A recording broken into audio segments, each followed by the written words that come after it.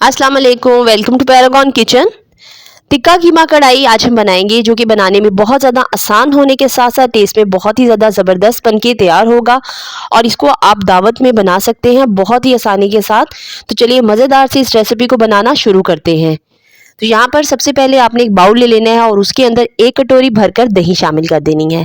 अब दही डालने के बाद इसमें शामिल कर देना है आधा टेबलस्पून कुटी हुई लाल मिर्च, आधा टीस्पून आपने इसमें हल्दी डाल देनी है, 1 टेबलस्पून पिसा हुआ धनिया डाल देना है, आधा टेबलस्पून आपने इसके अंदर भुना कुटा जीरा ऐड कर देना है, 1/4 टीस्पून आपने इसमें अजवाइन शामिल कर देनी है, 1 टेबलस्पून भरकर तिक्का मसाला शामिल कर देना है और नमक इसमें हस्बे ज़रूरत डालकर इन मसालों को मिक्स करके साइड पे रख देना है। दूसरी तरफ फ्लेम को ऑन कर देना है और कढ़ाई के अंदर डालेंगे 800 ग्राम्स बीफ का कीमा यहाँ मैंने इस्तेमाल किया है और इसके अंदर 2 बड़े चम्मच अदरक और लहसुन को आपने चॉप करके शामिल करना है।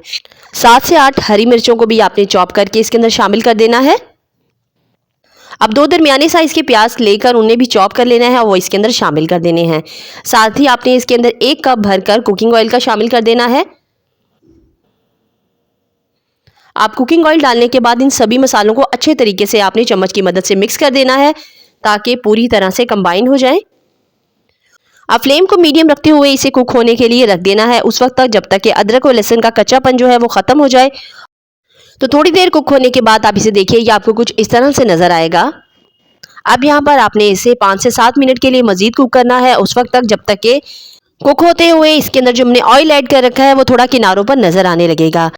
और जब ऑयल के बबल्स किनारों पर नज़र आने लगेंगे तो आपने इसके अंदर ऐड कर देना है जो हमने दही का मिक्सचर बना के रखा है ना, वो सारा मिक्सचर आपने ऐड कर देना है इसके अंदर। और मिक्सचर ऐड करने के बाद आपने इसको खूब अच्छे तरीके से कुक करना है और डालकर अच्छी सी इसकी भुनाई कर लेनी है। यहाँ पर ये सारा मिक्सचर दही में डालकर आपने इसको 5 से 7 मिनट के लिए भूनना है बहुत ही अच्छे तरीके के साथ।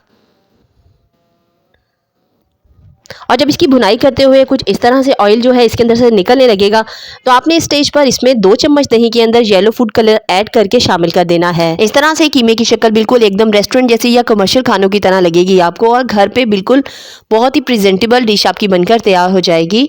तो इस तरह से फूड कलर ऐड करने के बाद जब आप मिक्स करते चले जाएंगे इसी प्रोसेस में देखिए सारा घी जो है वो कीमे का बिल्कुल किनारों पर आना शुरू हो गया है। अब आखिर में इसमें शामिल करेंगे आधा टीस्पून भुना कूटा गरम मसाला, 2 से 3 हरी मिर्चें बारीक काट कर डाल देंगे। साथ ही में इसके अंदर शामिल करेंगे कटा हुआ बारीक अदरक, जिससे इसका फ्लेवर एंड में बहुत ही अच्छा आएगा। अब एकदम बहुत ही टेस्टी फ्लेवर देने के लिए इसको थोड़ा सा स्मोक लगा देंगे। तिक्के का फ्लेवर देने के लिए इसके अंदर दहकता हुआ कोयला रखेंगे, थोड़ा सा घी ऊपर से डालेंगे और 2 मिनट के लिए स्मोक लगाएंगे। बहुत ही टेस्टी और मज़ेदार टिक्का कीमा कढ़ाई बनकर तैयार है। आप इसे दावत पर बहुत ही आसानी के साथ बना सकते हैं और इंजॉय कर सकते हैं इस मज़ेदार सी रेसिपी को। वीडियो पसंद आई है तो वीडियो को थम्स अप कर दीजिए। इंशाल्लाह फिर मिलेंगे टिल देन नेक्स्ट वीडियो।